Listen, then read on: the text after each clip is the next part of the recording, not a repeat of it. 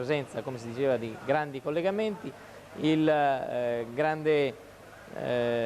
video del Pulitalia con queste immagini del Vicenza sostenuto dagli ultras variopinti, colorati come sempre e composti come hanno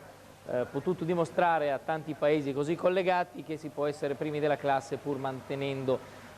signorilità e compostezza anche in gradinata. Scopriamo che lo stadio di Vicenza non è solo il più piccolo della Serie A e il più scomodo, ma anche il campo, dirà Guidolin, è il peggiore d'Europa, un terreno impossibile da giocare.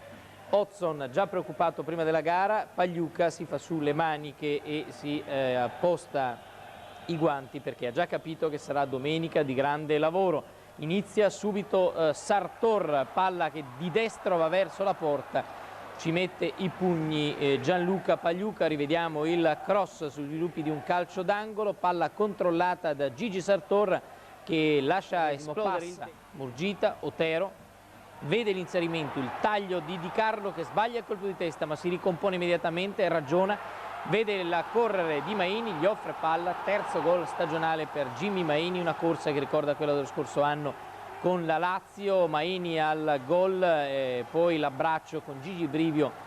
e i due si erano parlati prima della gara, sentivano che il gol era nell'aria e Vicenza dopo 19 minuti sblocca il risultato. Vedete questo grande taglio di Di Carlo che sbaglia il colpo di testa ma il suo controllo disorienta l'intera difesa dell'Inter, arriva tutto solo Maini, tiro che non concede repliche a Pagliuca, palla l'Inter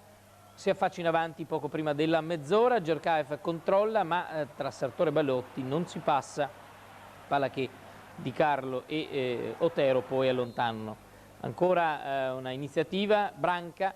scivola via Sartor, va sul fondo, il sinistro avvolgente, cross per Zanetti, il colpo di testa di Zanetti sorvola la traversa. Vorrei sottolineare le grandissime prove senza praticamente sbavatura, a parte questo errore Lopez, palla per Branca che rimette in mezzo, non c'è nessuno dell'Inter, di Ignazio contropiede, l'occasionissima per raddoppiare, pennella Di Carlo, grandissimo gesto in colpo di testa all'indietro di Murgita, si allunga miracolosamente Gianluca Pagliuca che salva il risultato, la più importante parata, stati d'animo diversi, Pagliuca e Murgita, rivediamo il cross di Di Carlo, il grande colpo di testa, imprime forza al pallone,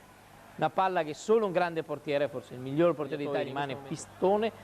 Hodgson già dà più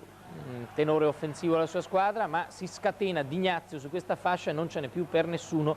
Dopo appena 2 minuti mette in preoccupazione, in allarme Pagliuca che si salva in calcio d'angolo. Zamorano, Di Carlo, vedete la più bella azione della partita, una delle più belle azioni questo grande calcio che offre Vicenza. Murgita, Otero, Maini, Murgita ancora, vedete come si è sviluppata questa azione, Murgita supera Paganin, cambia gioco, arriva Ambrosetti alla parte opposta, dovrebbe far gol se non ci fosse un grande Pagliuca e se gli fosse mancato lì forse la freddezza. Ambrosetti grande discesa, rivediamo apertura di Murgita,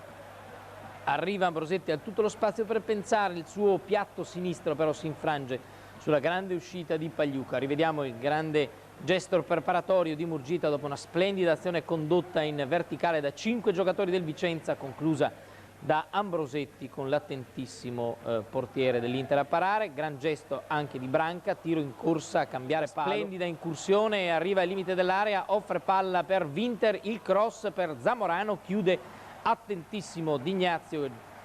e non solo in fase di spinta ma anche in fase di chiusura è stato straordinario. Winter, sciabolata allungata in area di rigore, Zamorano e Sforza pasticciano, poi Belotti e Sartor allontanano l'insidia. Un Sartor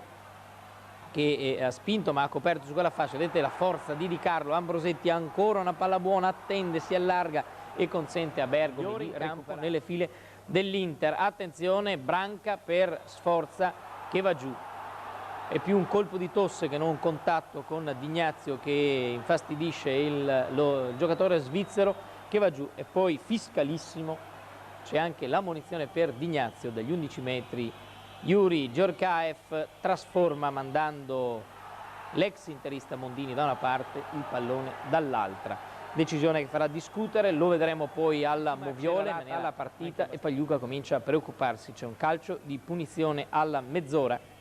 Il gran tiro di Lopez, la respinta a pugni chiusi di Pagliuca che si salva, Beghetto è in anticipo rispetto al rimbalzo del pallone, viene tagliato fuori, vediamo la sventola di destro violentissima di Lopez, la grande parata ancora una volta di Pagliuca, ma il Vicenza, vi dicevo, anche dopo l'1-1 ha cercato generosamente in maniera lucida anche di trovare il gol. Guardate cosa fa Di Carlo e come arriva Pagliuca a respingere, poi Otero tocca di testa, peraltro era in fuorigioco, quindi insuperabile. Nel finale ecco il primo tiro, l'unico concesso alla squadra dell'Inter, Zamorano, ma